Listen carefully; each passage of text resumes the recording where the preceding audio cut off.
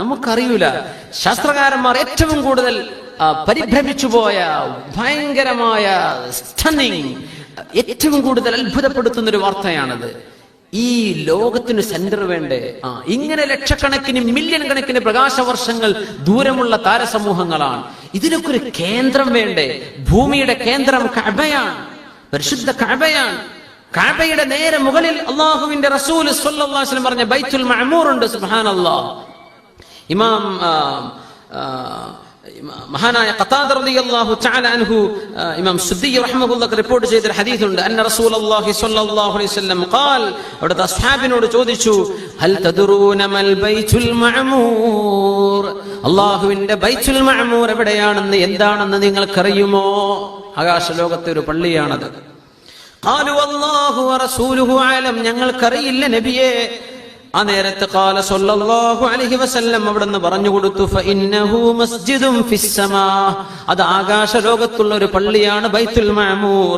ബിഹിയാലിൽ കഅബ, കഅബയുടെ നേരെ മുകളിലാണ് ബൈത്തുൽ മഅമൂർ.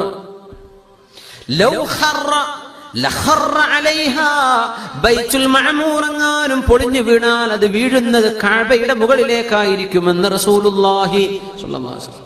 70,000 മാലാഖമാർ അല്ലാഹുവിന്റെ ബൈത്തുൽ മഅമൂറിൽ ഇബാദത്ത് ചെയ്ത് തവാഫ് ചെയ്തു പോകുന്നുണ്ട്. 70,000 ആളുകൾ, മലക്കുകൾ.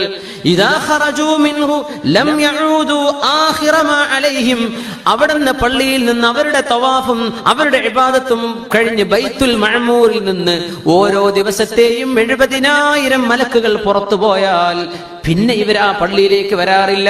പിന്നെ പുതിയ 70,000 വരുന്നത്. അങ്ങനെ ഓരോ ദിവസവും 70,000 മലക്കുകൾ വിസിറ്റ് ചെയ്യുന്ന, തവാഫ് ചെയ്യുന്ന അല്ലാഹുവിന്റെ പള്ളിയുണ്ട് ആകാശലോകത്ത്.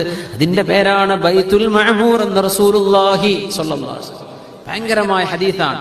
ബിഹിയാലിൽ കഅബ, ബൈത്തുൽ മഅമൂർ 7 ആകാശങ്ങൾക്കപ്പുറമാണ്. ബൈത്തുൽ മഅമൂർ അങ്ങ് വീണാൽ നേരെ കഅബന്റെ മുകളിലേക്ക് വീഴുക. അതുകൊണ്ടാണ് നമ്മുടെ ഉലമാ പറയുന്നത്, ഈ പ്രപഞ്ചത്തിനൊരു കേന്ദ്രം വേണ്ടേ? ആ കേന്ദ്രം ഭൂമിയായേ പറ്റൂ. ഭൂമിയുടെ കേന്ദ്രം കഅബയാണ്. കാരണം 7 ആകാശങ്ങൾക്കുള്ള ദൂരം നമ്മൾ കണക്കാക്കണം. ഈ മില്യൺ കണക്കിന് കൊല്ലങ്ങൾ കഴിഞ്ഞിട്ട് ആകാശത്തിന്റെ ഒരു അറ്റത്തേക്ക് എത്താൻ പറ്റൂ. 7 ആകാശത്തിന്റെ അപ്പുറമുള്ള ഒരു ഭാഗത്തെയാണ് ബൈത്തുൽ മഅമൂർ എന്ന് പറയുന്നത്. അത് വീണാൽ ഇങ്ങോട്ട്, അപ്പൊ ഭൂമിയുടെ ഈ പ്രപഞ്ചത്തിന്റെ സെന്റർ ഭൂമിയാണെന്ന ആശയം മുസ്ലിമീങ്ങളായ പണ്ഡിതന്മാർ മുന്നോട്ട് വെക്കുക. സയന്റിസ്റ്റുകൾ അത് അംഗീകരിച്ചിട്ടില്ല, അവർക്കത് പറയാൻ കഴിയുന്നില്ല. എങ്ങനെ പറയും? എവിടുന്ന തുടങ്ങുക?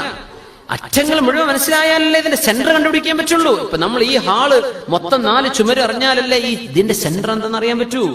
ഇതറിയാൻ പറ്റുന്നില്ല സയന്റിസ്റ്റുകൾക്ക്. പക്ഷേ ഖുർആൻ ഭൂമിയും ആകാശങ്ങളും എന്ന പ്രയോഗങ്ങൾ, ഈ ഹദീസ് ബൈത്തുൽ മഅമൂറിനെ പറ്റിയുള്ള ഹദീസുകൾ, വേറെയും ഹദീസുകൾ, ഭൂമിയിൽ നിന്നുള്ള ദൂരം എന്ന് റസൂലുള്ളാഹി സ്വല്ലല്ലാഹു അലൈഹി വസല്ലം തങ്ങൾ പറയുന്ന ഹദീസുകളൊക്കെ നോക്കിയാൽ ഈ പ്രപഞ്ചത്തിനൊരു സെന്റർ ഉണ്ടാകുമെങ്കിൽ ആ സെന്റർ ഭൂമിയായിരിക്കണമെന്നാണ്. ഇത് മുസ്ലിമീങ്ങളായ പണ്ഡിതന്മാർ പറയുന്ന, നമ്മുടെ സയന്റിസ്റ്റുകളായ ഉലമാ പറയുന്ന വിഷയമാണ്. സാധാരണ സയന്റിസ്റ്റുകൾ ഇത് അംഗീകരിക്കൂല, അവർക്കത് പറയാൻ ധൈര്യമില്ല. എവിടെന്നാ പറയുന്നത്? പക്ഷെ ഇത് ഖുർആൻ സൂചിപ്പിക്കുന്നുണ്ട്. മിൻ അഖ്താരിസ് സമാവാതി വൽ അർളി, ഭൂമിയും ആകാശവും മുറിച്ചു കടക്കാൻ. അപ്പോ ഭൂമിയെ ലക്ഷ്യം വെച്ച്, ഭൂമിയെ തുളച്ചു കടന്ന് ആകാശത്തേക്ക് വരാൻ നിങ്ങൾക്ക് കഴിയുമോ? ഒരു വൃത്തം കൂടെ സങ്കല്പിച്ചാൽ അതിന്റെ സെന്ററിൽ ഒരു കുത്തുവെച്ചാൽ ആ സെന്ററിൽ നിന്ന് ഈ വട്ടത്തിലേക്ക് എങ്ങോട്ടെങ്കിലും വരച്ചാൽ അതിനാണ് നമ്മൾ അതിന്റെ റേഡിയസ് എന്ന് പറയാ, അല്ലെ? ഭൂമിയെ തുളച്ചു കയറി ആകാശത്തേക്ക് എത്താൻ നിങ്ങൾക്ക് കഴിയുമോ എന്ന ചോദ്യത്തിന്റെ ഉള്ളിലും കിടക്കുന്നുണ്ട്. ഈ പ്രപഞ്ചത്തിന്റെ സെന്റർ ഭൂമിയാകാമോ? ആയിരിക്കണമെന്നാണ്. ഇങ്ങനത്തെ ഒരു ഗോളം വേറല്ല. മറ്റ് ദാബ ജീവികളുണ്ട് എന്ന് അല്ലാഹു പറഞ്ഞു. മറ്റു ഗോളങ്ങളിൽ ജീവികളുണ്ട്. പക്ഷേ അത് മനുഷ്യന്മാരെ പോലുള്ളതാണോ? അവിടുത്തെ ജീവികൾ എന്താ? അതൊന്നും നമുക്കറിയൂല. അവിടെ സിവിലൈസേഷൻ ഉണ്ടോ? അവിടെ കൾച്ചർ ഉണ്ടോ? അവിടെ നബിമാര് വന്നിട്ട് ഇതൊന്നും നമുക്കറിയില്ല. ജീവികളുണ്ടെന്നേ ആയിട്ടുള്ളൂ. മനുഷ്യനെ പോലെ ബുദ്ധിയുള്ള ജീവികൾ ഇതൊന്നും ഇതിനുണ്ടായിട്ടില്ല കേട്ടോ. പക്ഷേ ഭൂമിയെ പോലെ ഭൂമിയെ ഉള്ളൂ. എന്ന് പഠിച്ചപ്പോ നമ്മളത് മനസ്സിലാക്കിയിട്ടുണ്ട്. മിൻ അഖ്താരിസ് സമാവാതി വൽ അർള്, നിങ്ങൾക്കതിന് കഴിയുമോ എന്ന് അല്ലാഹു ചോദിക്കുന്നു. ലാ തൻഫുദൂന ഇല്ലാ ബിസുൽത്താൻ ഫബിഅയ്യി ആലാഇ റബ്ബികുമാ തുകദ്ദിബാൻ. എല്ലാവരും പറയണം, ലാ ബിശൈഇൻ മിൻ ആലാഇക റബ്ബനാ നുകദ്ദിബു ഫലകൽ ഹംദ്. അല്ലാഹുവേ, നിന്റെ ദൃഷ്ടാന്തങ്ങൾ ഒന്നുമേ ഞങ്ങൾ നിഷേധിക്കുന്നില്ല റബ്ബേ, നിനക്കാണ് സർവസ്തുതിയും. നമ്മൾ സുബ്ഹാനക യാ റബ്ബ് എന്ന് പറയും, അത്ഭുതങ്ങളൊക്കെ പറയുമ്പോൾ സുബ്ഹാനക യാ റബ്ബ്, സുബ്ഹാനക, അല്ലാഹു നീ പരിശുദ്ധനാണ്, നീ പരിശുദ്ധനാണ്, ഇതിങ്ങനെ പറഞ്ഞുകൊണ്ടിരിക്കണം എന്നാണ്. അല്ലാഹു ഈ ലോകം പടച്ചില്ലെങ്കിൽ റബ്ബിനെ നമ്മൾ എങ്ങനെ അറിയും? അല്ലാഹുവിനെ അറിയാനുള്ള വിളക്കുകളായി ലോകത്തെ എല്ലാ സംവിധാനങ്ങളും. യുർസലു അലൈകുമാ ശുവാദും മിൻ നാരിൻ വനുഹാസും ഫലാ തൻതസിറാൻ. ആകാശലോകത്ത് അല്ലാഹു കോപ്പർ വെച്ചിട്ടുണ്ട്, ജ്വാലകളില്ലാത്ത തീനാളങ്ങൾ അല്ലാഹു വെച്ചിട്ടുണ്ട് ആകാശലോകത്ത് എന്ന് പറയാൻ പോകുന്ന ഭാഗം. യുർസലു അലൈകുമാ ശുവാദും മിൻ നാരിൻ വനുഹാസും ഫലാ തൻതസിറാൻ. ഒരു മനുഷ്യനോ ഒരു ജിന്നോ അല്ലാഹുവിന്റെ ആകാശമണ്ഡലത്തിലേക്ക് കടക്കാൻ ശ്രമിച്ചാൽ അവരെ കോപ്പർ കൊണ്ട് എറിയപ്പെടുന്നുണ്ട്. അവർക്ക് അല്ലാഹു തആല തീ കൊണ്ട് അവരെ എറിയുക തന്നെ ചെയ്യും. ഇത് നരകത്തിന്റെ തീന്നല്ല, ഈ പ്രപഞ്ച ലോകത്തിന് അല്ലാഹു ഇത് വെച്ചിട്ടുണ്ട്. നിങ്ങൾക്ക് പെനട്രേറ്റ് ചെയ്ത് കടക്കാൻ പറ്റൂല അപ്പുറത്തേക്ക്. എന്താണ് നുഹാസ്, ഈ കോപ്പർ എന്ന് പറയുന്നത്? അത് ഉരുകാൻ തന്നെ 1083 ഡിഗ്രി ചൂട് വേണം. ഇത് ഉരുകാൻ, ഒന്ന് മെൽറ്റാവാൻ. അതൊന്ന് തിളച്ചു മറിയണമെങ്കിലോ 2567 ഡിഗ്രി ചൂടിലെ ഈ കോപ്പർ എന്ത് ചെയ്യും? അത് ഒന്ന് തിളച്ചു മറിയൂ. സുബ്ഹാനല്ലാഹ്. ചെമ്പിന് ഇപ്പൊ നമ്മൾ ഈ ജ്വല്ലറി മേക്കിങ്ങിലൊക്കെ അത് ശരിക്കും ഇങ്ങനെ മോൾഡ് ചെയ്ത് എടുക്കണമെങ്കിലൊക്കെ എത്ര ഡിഗ്രി ചൂടിലാണ് കത്തിക്കണതെന്നാ. സുബ്ഹാനല്ലാഹ്. നമ്മുടെ അടുത്ത് അണിയുമ്പോ അല്ലാ എന്തോ ഒരു ചൊറുക്കുണ്ടല്ലേ എന്നേ പറയുള്ളൂ. സുബ്ഹാനല്ലാഹ്. ഉണ്ടാക്കാൻ അതിന്റെ മേക്കിങ്ങിൽ ഉപയോഗിച്ച ടെക്നോളജി എന്താണ്? ചെമ്പ് തന്നെ മെൽറ്റ് ചെയ്ത് സ്വർണത്തിനോട് ചേർക്കണമെങ്കിൽ 2567 ഡിഗ്രി ചൂട് വേണം. അവിടെ നിന്നൊരു 4000 കൂടെ കൂടിയ സൂര്യന്റെ പുറത്തുള്ള ചൂട് കത്തി. സുബ്ഹാനല്ലാഹ്. 6000 ഡിഗ്രി ചൂടാ സൂര്യന്റെ ഏറ്റവും മുകൾ ഭാഗത്തുള്ളത്. അത് ഏറ്റവും ചൂട് കുറഞ്ഞ ഭാഗമാണ്. സുബ്ഹാനല്ലാഹ്.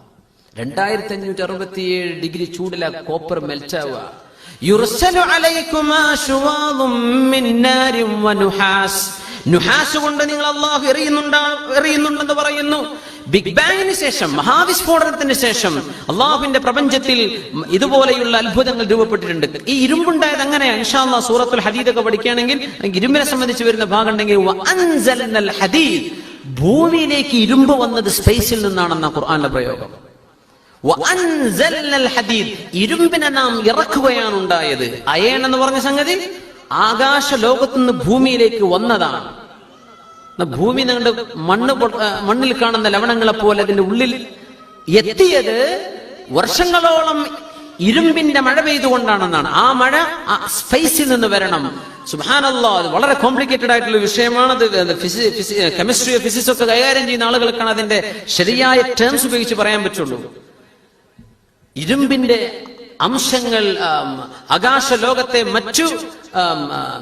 മറ്റു എലമെന്റുകളുമായി കൂടിച്ചേർന്നതിന്റെ താപത്തിലും അതിന്റെ കോൺസെൻട്രേഷൻ, അതിന്റെ ഡെൻസിറ്റി, അതിന്റെ സാന്ദ്രത, ഇതൊക്കെ കണക്കാക്കി ഒരുപാട് വർഷങ്ങളോളം അന്തരീക്ഷ മണ്ഡലത്തിലെ മറ്റു സാധനങ്ങളുമായി കൂടിക്കലർന്ന് ഇരുമ്പുണ്ടായി, കോപ്പർ ഉണ്ടായി എന്നൊക്കെ അല്ലാഹു തആല മനസ്സിലാക്കി തരുന്നത്. സുബ്ഹാനല്ലാഹ്. ഇരുമ്പ് മേലെന്ന് വന്നതാണെന്ന് അത് വളരെ സയന്റിഫിക് ആയിട്ട് തന്നെ നമ്മുടെ ഡോക്ടർ അലി മൻസൂർ അൽ ഖയാലി അദ്ദേഹം സമർത്ഥിക്കുന്ന ഒരു പ്രഭാഷണം ഉണ്ടായിരുന്നു ദുബൈയിൽ, ഹോളി ഖുർആൻ അവാർഡുമായി ബന്ധപ്പെട്ട്.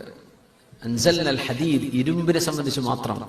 ഇരുമ്പ് ആകാശ ലോകത്ത് നിന്ന് വന്നതാണെന്നാണ്. സുബ്ഹാനല്ലാഹ്. നമ്മളിപ്പോ എന്താ ഇതൊക്കെ ഇരുമ്പല്ലേ, ഈ മൈക്കിപ്പോ ഇരുമ്പല്ലേ, ഇത് ഇരുമ്പാണ്, എന്താ നമ്മളെ കയ്യിൽ വാച്ചിന്റെ സ്ട്രാപ്പ് അത് അല്ലേ, ഇതൊക്കെ ഇരുമ്പാണ്. നമ്മുടെ മേത്ത് എത്ര ഇരുമ്പുണ്ടാവും?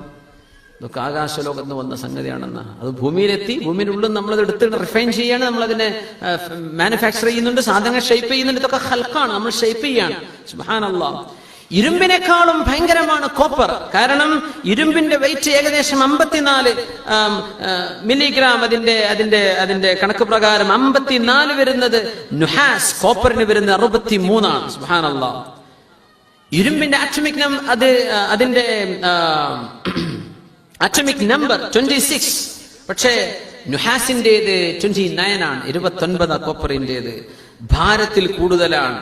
അത് അലിയാനും ഉരുക്കിയെടുക്കാനുമുള്ള ചൂടും കോപ്പറിന്റെ ഇരുമ്പിനേക്കാളും കൂടുതലാണ്.